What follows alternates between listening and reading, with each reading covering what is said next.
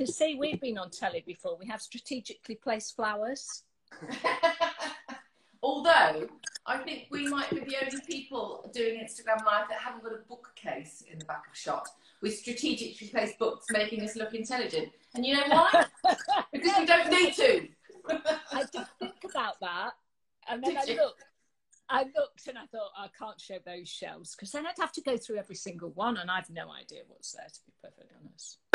So, and being clever, and instead of, because we're going to have a chat, I thought I need coffee. I really need coffee because I've not woken up well this morning. So this is like, you know, when you're in France, it's all dead posh, isn't it? And you put like coffee grinds in and have the percolator and then, the, you know, and all of that business. Not in Bristol, you don't. Put the instant into your cafetiere, add milk, and then you don't have to do a thing. Marvellous. Well, yeah, I'm not sure I've done that. Well, you're looking good on it. You're looking very well this morning. I've washed my hair for you. What was that? I've washed my hair for you. I've washed mine for you. This is like a date. It is. Do you know, for all those morons that say that women dress for men, we've just disproved that theory right there. No, I've dressed for you. I've actually dressed. I've got my... Well, you're looking gorgeous this morning, as always, and thank you for joining us. So I know you don't really know what the hell is going on here, and I'm just going to explain to you what we're all doing. So we all get a cup of coffee in the morning, or a cup of tea, or whatever takes your fancy. There's a bit of Jack Daniels going on at certain places in the world. And then everybody joins in this club and says hello, and everyone's sort of got to know each other. There's about 6,000 every morning watching. Oh! And then it's, yeah. Don't know where to look, but hello. Anyway, and then it just goes a bit wild on Instagram. I just saw someone say, I would love to be Carol's toy boy. What did you get the name? That was me. I think that might have been the Geordie Logic Carol, wasn't it? What age is too young? Don't start me on that. You're in. No. To me in that direction. Goodness sake. You know, when I did have a quick look on the internet last night at stuff that you've done, and actually this morning when I was getting ready, jumped out the shower, as I was putting on my hormone gel, I did think about you. I've stopped with those now. Because what you've been, you know what's great about you, Carol, is to just talk about anything and nothing's taboo really, which is really cool. And I think you know you've always been an amazing ambassador for women for just saying it as it is, really getting out there, wearing what you want to wear, looking amazing, and not really giving you the shit. I don't care what other people might think, but that's been going on for some time, as you know, Susie, because we first met in the 90s, late 90s or something. Yeah. And seems like 100 years ago now. And I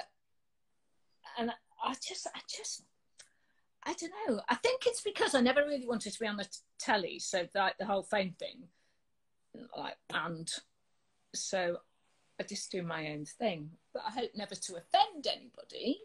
But if I do, well, tough, really. That's it's not meant to offend. So I noticed recently you were sort of the blonde bombshell for a while. You're going back to darker. Yeah, no, I like it. I do prefer it a bit darker. Yeah. You're not asking my opinion, but anyway. So, are you happier darker or blonde, or what's? Or you just sort of... I mean, even darker than this. I'm going to dye it even darker. I think more like yours, because that's my natural colour. Is like yours. Well, when I say natural, that used to be my natural colour, and then obviously get to an age where the roots start to go. So I thought, well, I'll go blonde because it's just takes less time, really. So to mix it in with the grey. But now, since lockdown, and I know we're going to talk about it because my online school, I recorded everything about 10 years ago, all these thousands of videos for the kids. And it's going really well. And I didn't want to confuse the kids. So, but, you know, when I'm doing new videos, I need dark hair to match what I've had on the Maths Factor, the online school. So that's what I'm trying to do, not confuse the kids too much. Okay. So the maths factor's come back full speed because of lockdown, hasn't it? Yeah. So you know how passionate I am about education, and I walk the walk and have done for 30 years or so now. So I had, back in the early 90s, a production company I set up. And we used to make, it was when the national curriculum had only been going about 3 years or 4 years or something.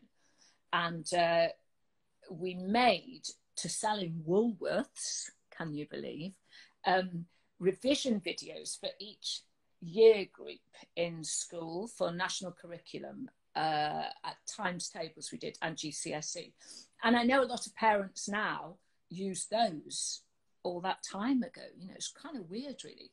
And then I've been writing books for Dorling Kindersley for 25 years. I wrote my first maths book, but I wrote my first science book in 1986. It was called Dirty, Loud and Brilliant. It sounds a bit like its writer. Dirty, Loud and Brilliant.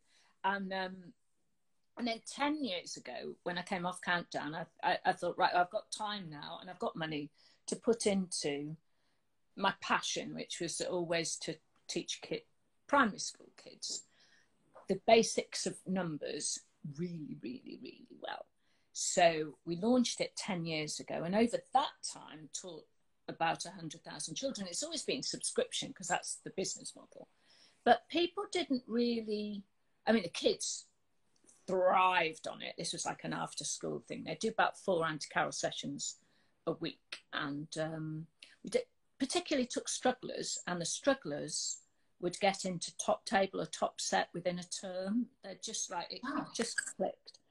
But now, and also if they stayed with us 6 months, they advanced 12. If they stayed with us 12, and we know this because we have the data, then they'd advance like 2 to 2.5 years. So, and it's like ticking along, and that was all very nice. And I sold the business to Pearson about 5 years ago, 5-6 years ago. And together we've developed it to what it is now. And normally it's about £2 a week with a subscription. But Pearson very generously said, well, we'll make it free to everyone, not knowing what the response would be. But the response has been, we've got nearly 500,000 children now learning with Auntie Carol. And instead of doing it after school, which is what they normally would, they're on it and they're getting it like within a day. And it's almost become a reward for children. So they're often doing 4 or 5 Auntie Carol lessons a day now, because obviously they're not going to school. So we've found, because obviously we're only just in, I forget which week now, week 6 of lockdown. So we've had 5 weeks, haven't we? And it took a while to get everybody on because we were so inundated, but we have now. And now they're going through like a school term's work about every 3 weeks. They're just hammering the number. They're hammering the numbers. We've got 5-year-olds who've nearly finished learning their times tables. I mean, it's like, because I put it together, my son, who's now 23, had special educational needs. So he was in a special school for about 5 years, Cameron.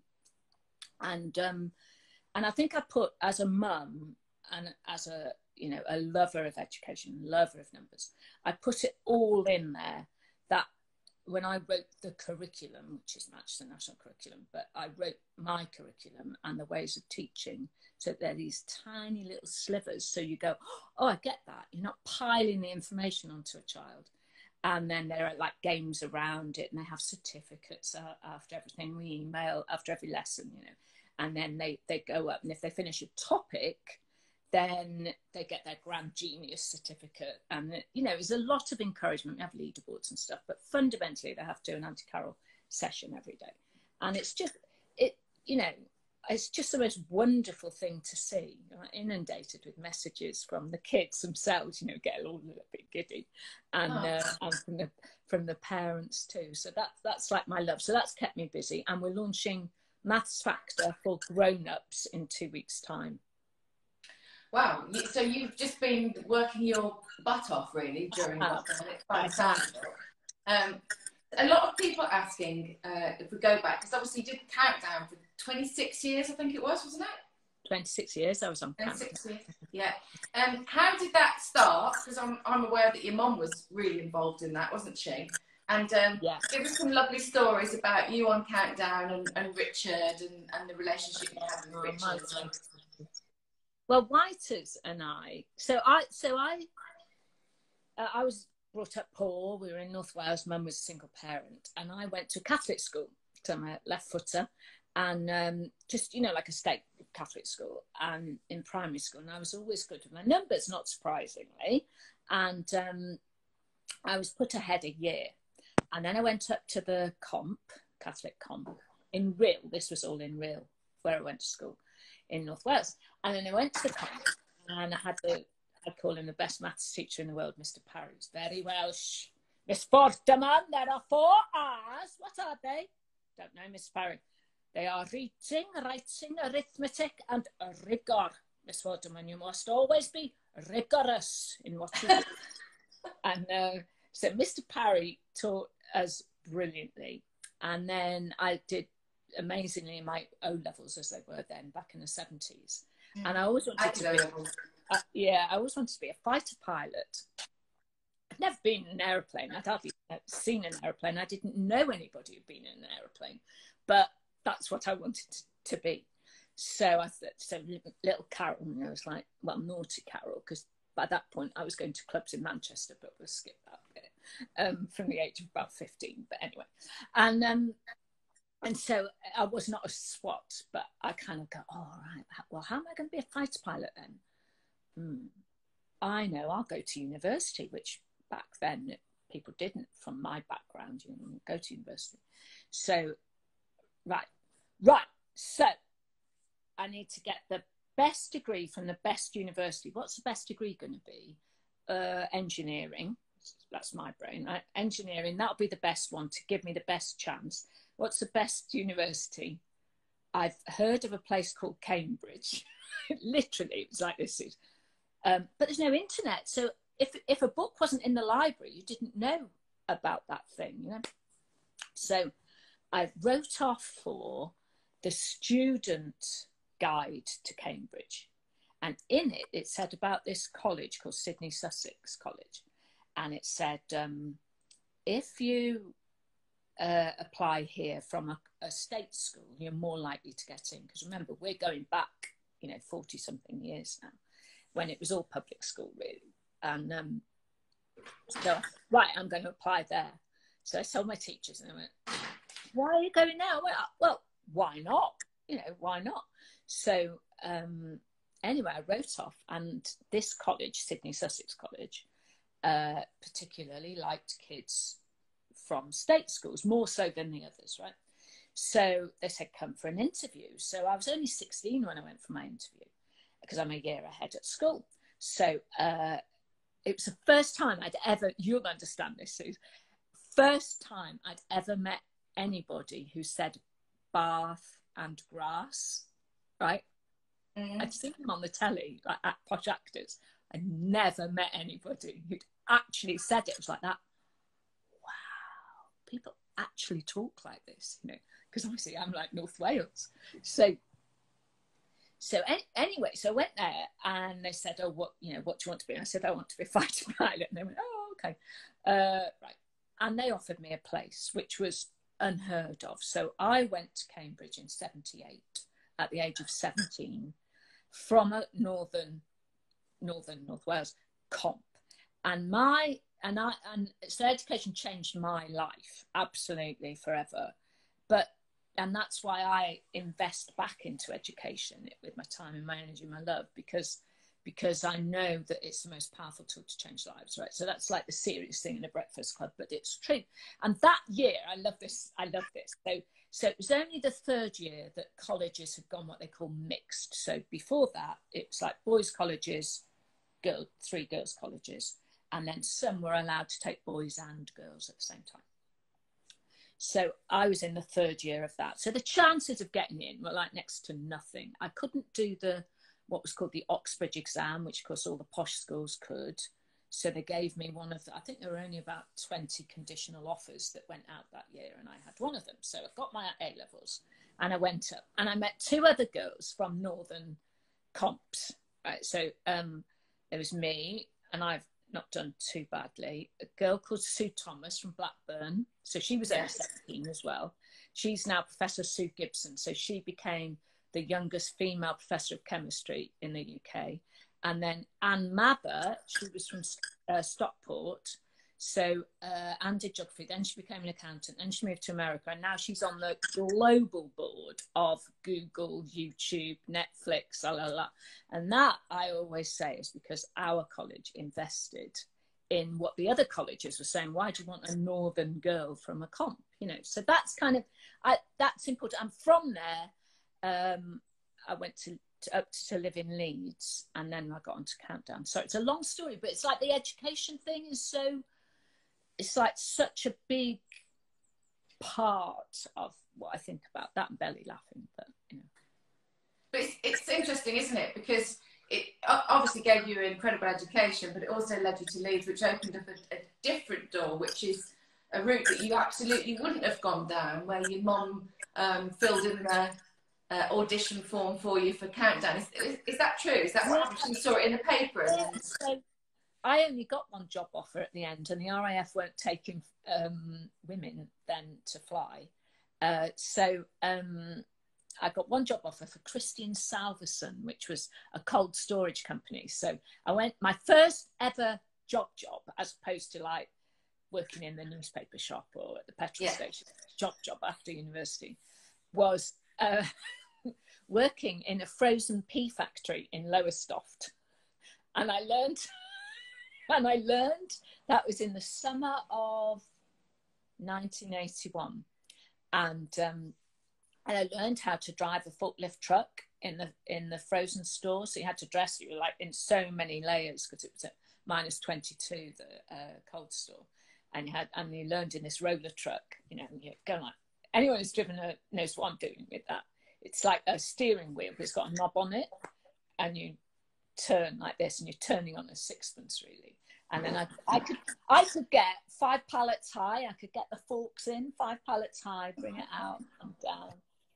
These are the things that matter to me, not blooming clothes and what clothes you're wearing. It's being able to do things like that.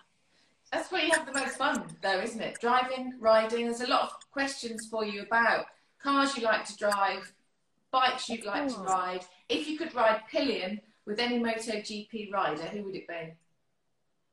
Oh, they're mental. MotoGP, mental. I mean, like, I went to, as you know, to Austin, Texas, to see them on the Circuit of the Americas there, and I've been to see the TT. Obviously, that's not MotoGP, but similar bands of people, and mad, absolute nutters. Highly skilled. That's all I can say.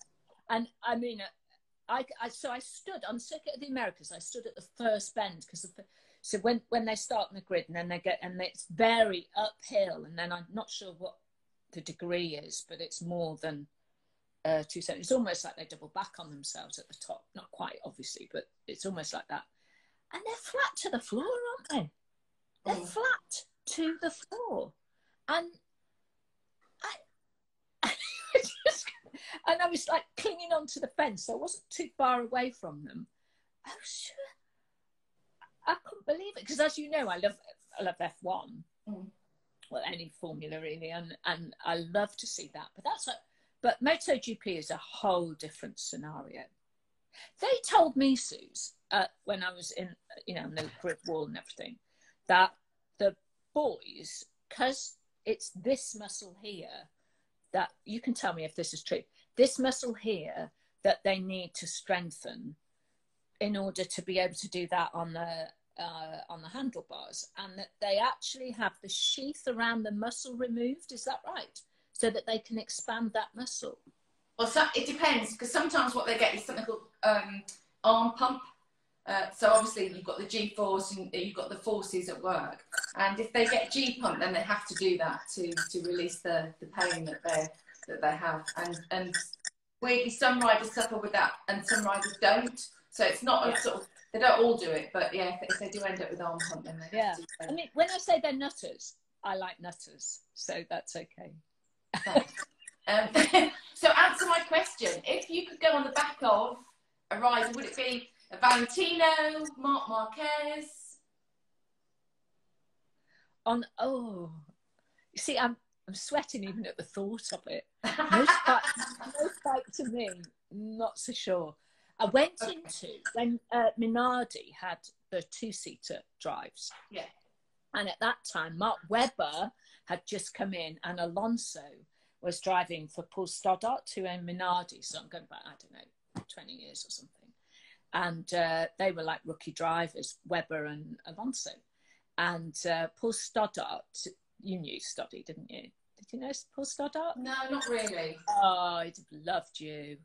Oh, he'd have loved you. So he was an Aussie, and he had some aircraft. His main business was aircraft and renting the big aircraft. I mean, renting those big aircraft out to airlines. Yeah, that was his main business. And he was amazing chain smoker, proper Aussie, and he bought the Minardi team, which was where when Murray Walker was alive, and the Minardi, as you know, when they lined up. When he was commentating, you mean? Sorry? When he was commentating. Yeah. Well, no, I think he was retired then, and but he was always around. And as you know, in the paddock, you know, it was like in those days, it was Ferrari always at the top, you know, the poshest hospitality ever. And then I think it would be McLaren back then, and then so on, and everybody kind of went down. And right at the end was always Minardi, right? The Minardi hospitality, which was fundamentally like a large gazebo attached to a sort of Winnebago, really. So compared to the millions that went into the hospitality gig for Ferrari and McLaren and so on, it was like scruff's little, you know, comparatively. But we all went down there because Paul Stoddart was so amazing. He was just incredible. Murray Walker would always be in there. Everyone would be. So you'd just be hanging out, just having a laugh and enjoying the racing as opposed to worrying about what you look like and all of that kind of thing. Mm. So I used to head down there with Stoddy, and Stoddy said, come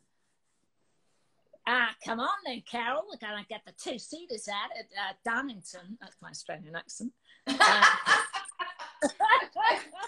So I went up to Donny. It was Castle Donington, yeah, it was. And I think they had 6 of them. So they put a professional driver in the front, like Alonso, and you'd be the passenger in the back. Oh my Lord. So did you go with Alonso then? I didn't go with Alonso. I actually went with Stoddy because the people came back, they were white sheets when they went with Alonso. I wish I had now, right? Yeah. And I went even with Stoddy, and he was a good driver. I mean, obviously not as a class of the professional drivers, but I had no comprehension of the forces that go on your body. And I've driven a lot of supercars around tracks, and it was, I mean, incomparable, really. So hats off, you know, I really have great admiration for them. And then I went into the, I shouldn't tell this story, but I will because it's you. No one's listening anyway.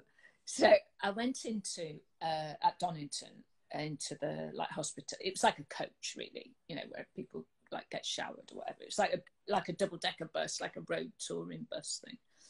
And it was the first time I'd ever met Mark Webber. And I went in and he went, do you want, I said, oh, I'm starving. And he said, my name's Mark. Do you want a cheese sandwich? I thought, that's it. See, that, if I'd only kept that cheese sandwich, Susie, I'd have had it framed, mouldy or not now, but actually I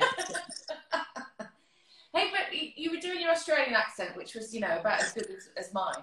But you obviously famously spent some time in Australia a few years ago in the jungle doing I'm a Celebrity. Yes. I love it. How was it? Did you love it? Because I thought you came over really well on it, because you never know on those shows how they edit it and stuff. And, yeah. You know, it looked like you're having fun. I absolutely loved it because it was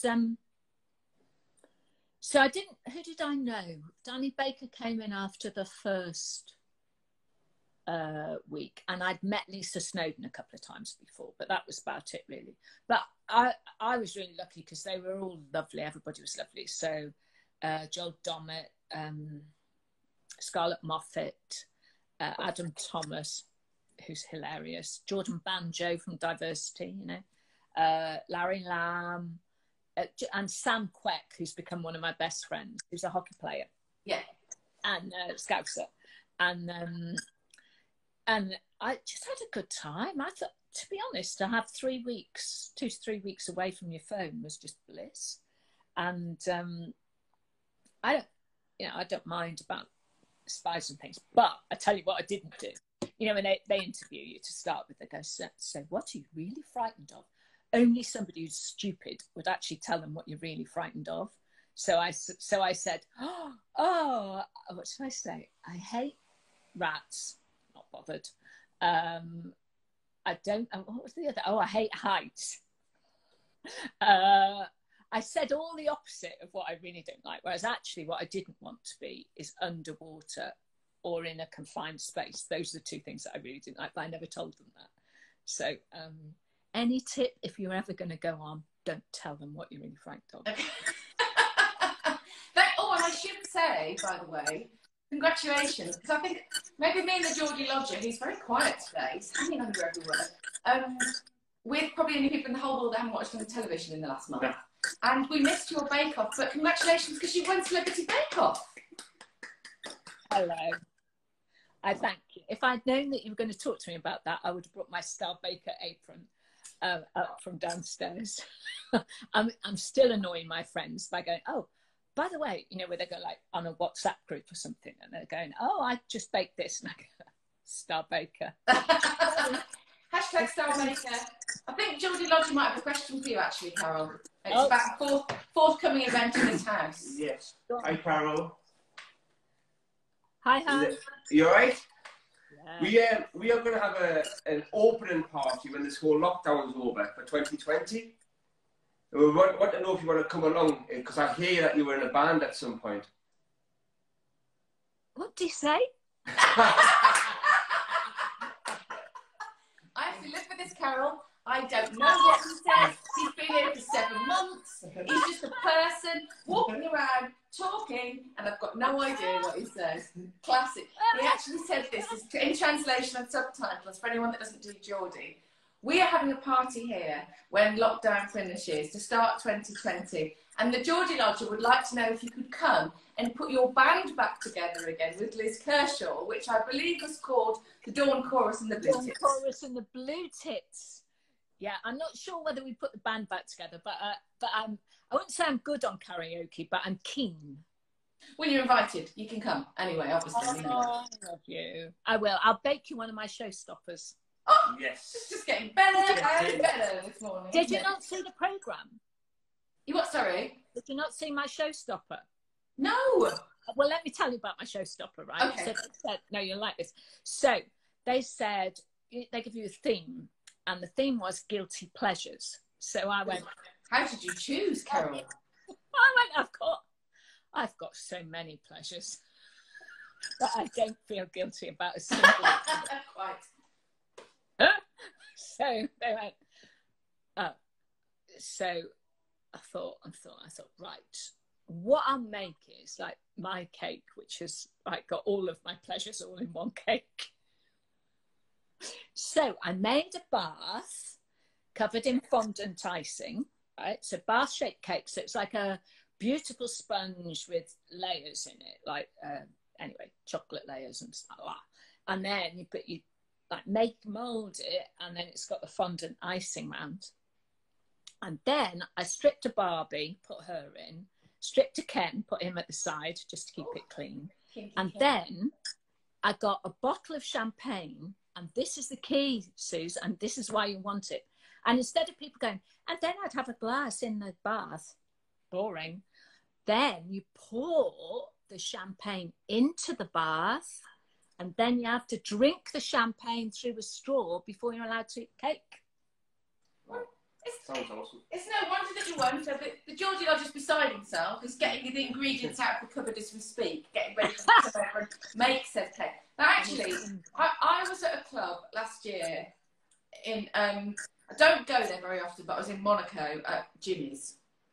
And I was so out of place, it was unbelievable. I felt like I was a grandma there. But anyway, that's another story. And why I was there, because my friend is the most incredible pole dancer, and she was doing this sort of sports choreographed display on a pole. She's amazing. So we'd gone to watch my friend, and I was with my daughter, who was doing what I used to do when I was 22, flirting with the bar staff and getting loads of free drinks and dancing. Mad, crazy. And at one point, and the reason why I'm telling you this story is because they're carrying this bath with a girl sitting in the bath, and people pay, and it's like, honestly, it's like the 1970s, it's ridiculous, to pour champagne into the bath with this girl dancing, and I can't believe it. Oh, that's Monaco for you, isn't it? Well, I was actually quite horrified. I was like, oh, that's outrageous. How old is it? Went into all mum mode, but obviously the blokes were loving it. But your cake sounds absolutely amazing. Listen, I know that you've got things you've got to do, so I want to just grab a couple of Bombs for Breakfast, by the way, came up with the best hashtag yesterday. Hashtag for you and me, Nerdvana. I thought that was just Nerdvana, brilliant. Right, so I want to get onto your flying a little bit. Irish Adventurer wants to know if you'd ever further your pilot's licence, and Flywheel Flying wants to know about your plane, and Mildred, and by the way, I think Peter Hayton is watching from Topical Television, who we've both worked with in the past, who we both love. So big kiss to Peter if he's watching. Hiya, Pete. I know, we love him, don't we? He's an extraordinary man. Tell us about Mildred, your plane. What's happening there? And just you got that license. Obviously, you told us you wanted to be a fighter jet pilot when you were younger, so presumably it all comes from there. But you're going to do your trip around the world. Well, I am. So, when I was 50, I went to Riyadh, which is my favourite air show in the world. Oh, yeah. So it's the world's biggest military air show, and that's based at RAF Fairford, which is just outside of Swindon, and it's extraordinary. I mean, they have the bosses of something like 60 air forces around the world all come in, and all their crews and everything. I mean, it's quite extraordinary. And all the money goes to RAF charities and so on. So that's the basis of it. And I went there, and I'd always sort of wanted to fly. I took a couple of lessons when I was in my 20s. Then I got married to someone who wasn't into flying at all. Then I had the kids. Then and so life goes on. So there's me now at age 50. And I was in one of the tents there, hospitality tents, and I was chatting to this lady who's a little bit older than me. And she said, "Oh, do you fly?" And I said, "Well, no, but I'd always wanted to fly, and I admire the pilots so much, male and female, and la, la, la." And I said, "I'm a bit old now." I think I was 50 or 51. I said, "I'm probably a bit too old to learn." So she said, "Don't be ridiculous. I didn't learn to fly until I was 50, and I've flown around the world twice since then." Polly Vasher, her name is. She's amazing. So I thought, you're right, Polly. Why am I thinking I'm too old? Just because people are telling me I'm too old? No, damn that. So I went and I took some lessons in America to start with, see if I kind of liked it. So I loved it. And then I came back here, obviously, work and kids and my mum, and got my PPL. I had a female instructor up at Gloucester Airport, it was Staverton, we call it. And I got my little license, my PPL, and very quickly realised that wasn't enough to be as safe as I wanted to be. So then I got my night rating. Flying by night is amazing, but I was still in single engine. And you get a bit nervous because if your engine cuts at night time, you need me. And with the weather in this country, I needed to get my instrument rating. So I took a couple of lessons here, and it wasn't working out. So then I went to America for a few months, about 5 years ago, to get my full instrument rating, which is what I have now, and then my multi-engine rating, so I can fly a twin-engine aircraft.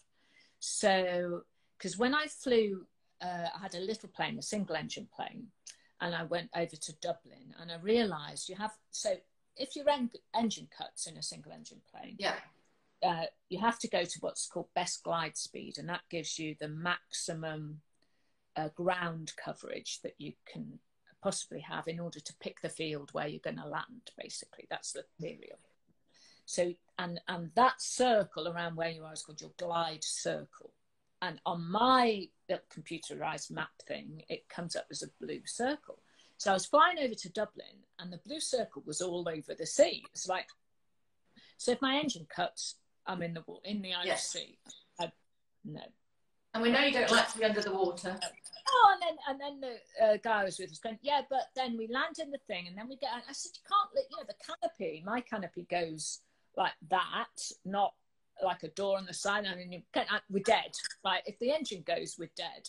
So I thought, right, I need a twin engine. So I ordered a twin engine plane, which is Mildred. And then came this idea of, well, before then, I thought, right, I'm going to fly around the world because Polly Vasher had done it. And I thought, well, no, I'm going to do that. And it'd be good to, you know,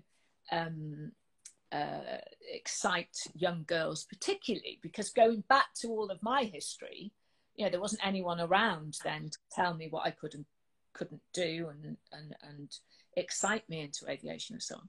So that's kind of been one of my things. And then I was all set to go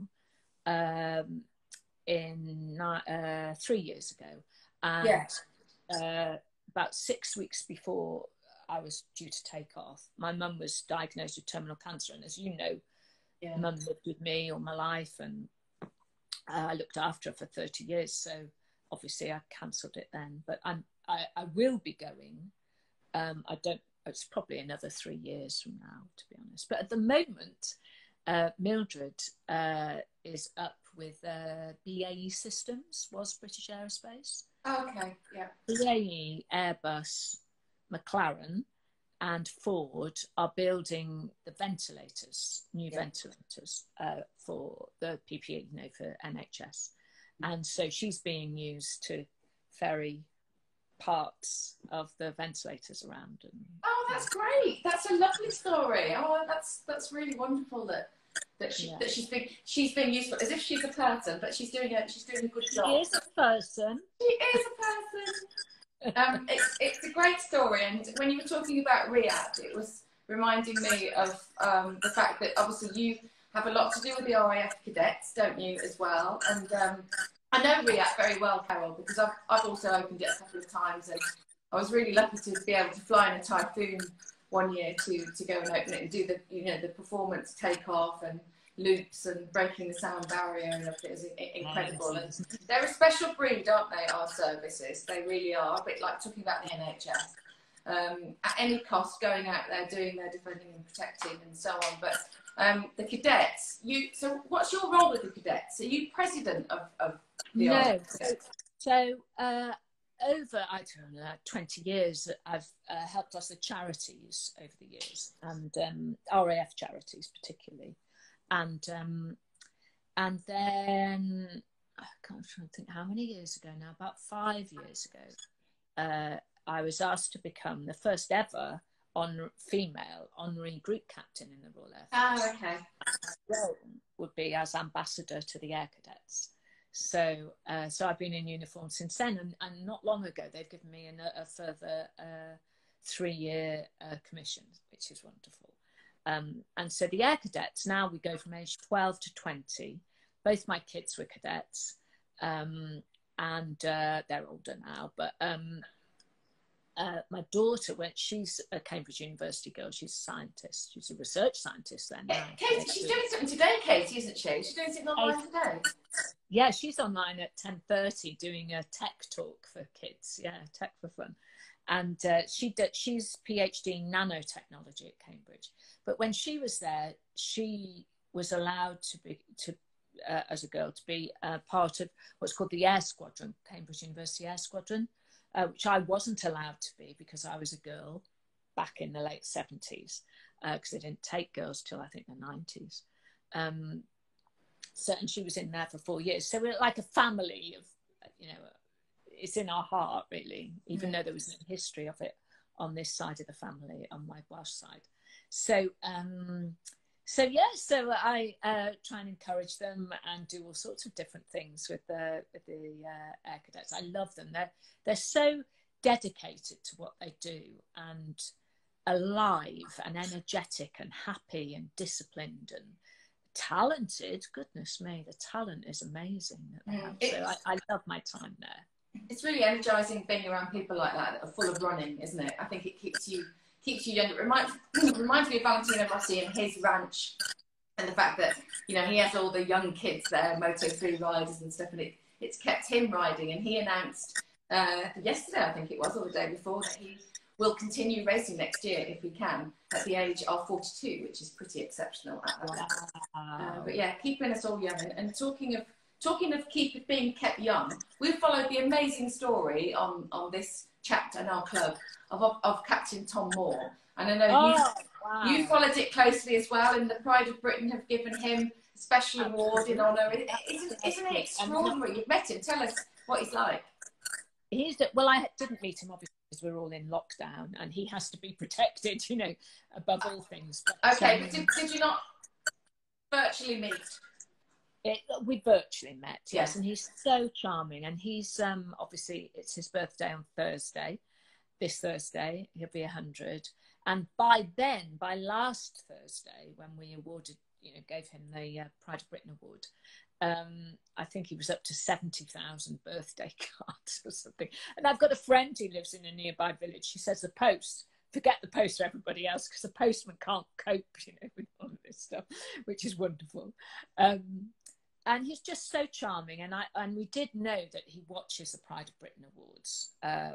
And so, you know, it was just such an honour, really. I was very nervous doing it because he means so much, you know, and to all of us, actually, and what he's doing. So, yeah, he's wonderful. Happy birthday, Captain Tom. Yeah, absolutely. Happy birthday. And incredible how he really stole the heart of the nation. It was great timing. And just to learn about his history and him serving the country and everything was really something else. It kind of leads me on to the Pride of Britain, because I didn't realise, and I've been to a lot of them, that it's been going for 21 years. Yeah, 1999 was the first year, yeah. And then, because it used to be held, didn't it, over a lunch? Because I remember going, I think maybe it was even the first one or the second one, and I got chatted up, actually, by somebody who's blocked me on Twitter now, weirdly. Here's Morgan. I mean, it's a badge of honour. I'm all right with it. It's fine. I didn't even say anything mean. You know what I'm like. I'm not mean, but it was quite funny. And he actually said to me, he goes, you know, we're having a drink in the bar afterwards. And he said, I know you from somewhere. And I'm thinking, well, you know, I am on the telly, so maybe you've seen me there. But also, at the time, I had a column in his newspaper. So it was all a bit weird. Anyway, but you've hosted it from the beginning. It's the most beautiful programme on television, full stop. And what an extraordinary thing it has become, really, over the years. And what amazing people you've met. Yeah, it was. It started off that first year, 1999, and Piers was the editor of the Daily Mirror at that time. And Peter Willis was one of his deputies, and it was Peter's kind of idea. But it was very different to what we know as Pride of Britain. So I hosted it because I was on everything on the telly at the time. And it also had like Sportsman of the Year, Musician of the Year. That's right, yeah. Politician, Businessman of the Year, all of those different things. But within it were about 6 awards, which were the ones that made us cry, if you like. And the whole room stopped. And I went to my boss the following day, David Liddermont, who ran ITV at that time. Yeah. And he and I worked very closely together because I was doing like Better Homes, Better Gardens, Find a Fortune, everything at the time. And said, you know, described it. And I said, this essence, this little bit in the middle, we should make an award ceremony just based on that. Forget all the Sportsman of the Year and all of that, just on that. And so I organised and went to the meeting. There was Piers, Peter Willis, me, Grant Mansfield, who was head of Factual Entertainment ITV at the time, in Piers's office at Canary Wharf. And that's where what we now know as a Pride of Britain was born on television, really, from that meeting. Yeah. So it's been in my heart and my passion for all of those years. I'm going to have to go now, hun. I know you are.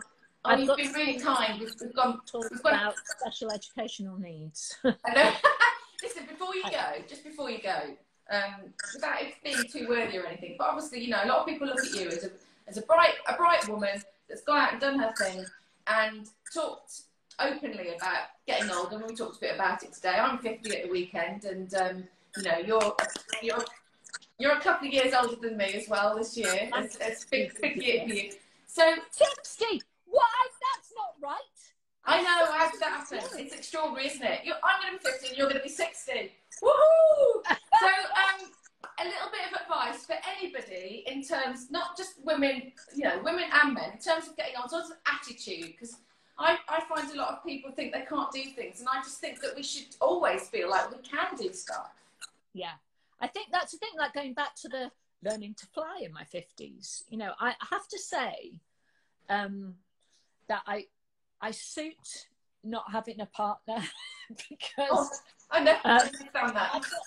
I know, and that's not an offensive thing or anything like that. It's just I've got so many things on my list of things that I want to do. You were telling a story about Monaco earlier. I can't think of anywhere worse in the world because it's full of tax dodgers and people who think because they have money that they have power over others. And I hate all that. I hate all that psyche. So my list is more like paddleboarding, you know, and kayaking and just chilling and, you know, partying and causing mischief, and flying, obviously. And, you know, and that's what I've kind of been doing in my 50s, really, is that it's driven by different things. I think you can be when you're in your 50s. You can be driven by different things and let the others get on with all the, you know, competitive stuff. You do your thing. I love what? Carol, I'm going to stay in my 50s for another 10 years, Susie. Exactly. Let's be in our 50s together. I think that would be marvellous. I'm not sure about the 60s. You can engage all of the things that you've just listed by flying over here to the party. We can go kayaking. Yes, Just up the road, we can go kayaking. We can get into all sorts of mischief, and we can make your bath and pour champagne in it and eat it. How about that? And everybody in the Breakfast Club is welcome. Party! Carol, thank you for your time. Really great to see you. Lots of love, and thank you. I can see some of the lovely comments. Thank you so much, everybody. Really appreciate it. Maybe we can take care in a few weeks, talk about different things. Yeah, okay. Stay safe, stay well. Lots of love to all of yours. All right, and you too. Love to Geordie boy. Bye. Oh, no. I love you too. Oh, no. She didn't say she loved you.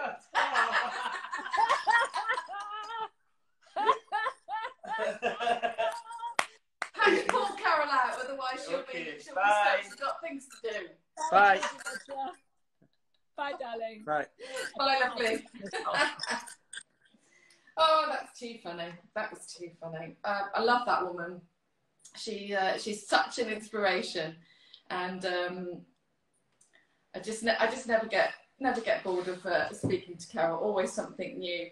I'm just going to try and catch up with some of your comments here. All fantastic, isn't she? She's such a laugh, honestly.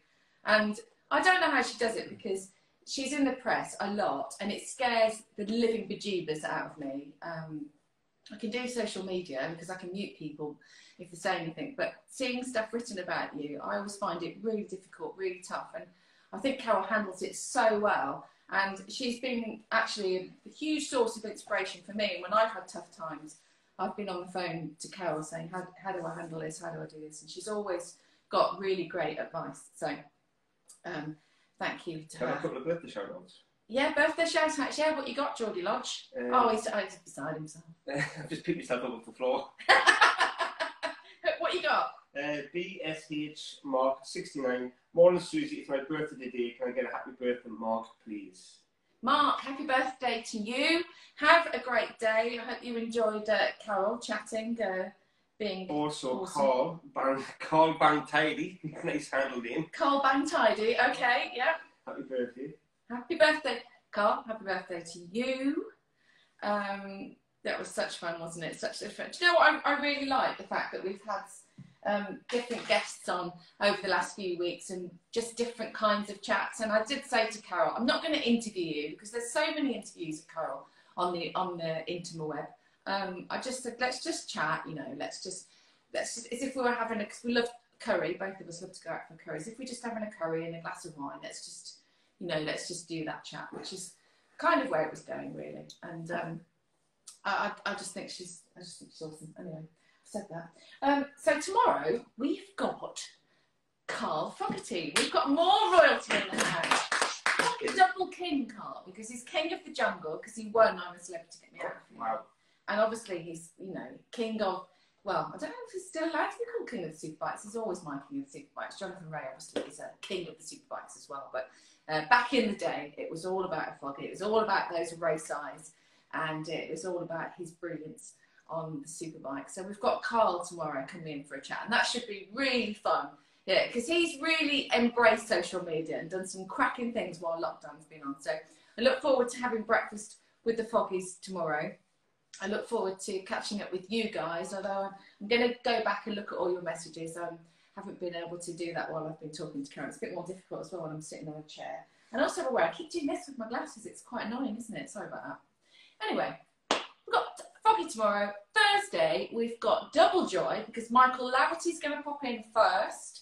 Double Nerdage, Nerdvana. And then Julian Ryder is going to pop in. So special one for the bikers.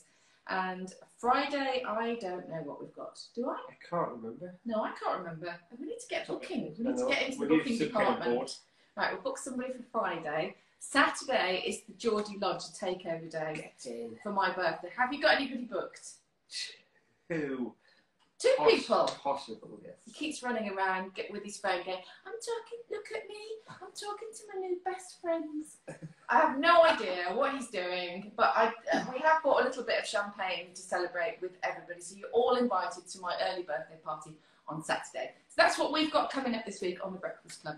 Thank you all so much for your messages. Feel free to send in your questions for Carl Fogarty tomorrow. As always, I will endeavour to call out as many as I can. But for Tuesday, have a great day. Lots of love to you. See you tomorrow.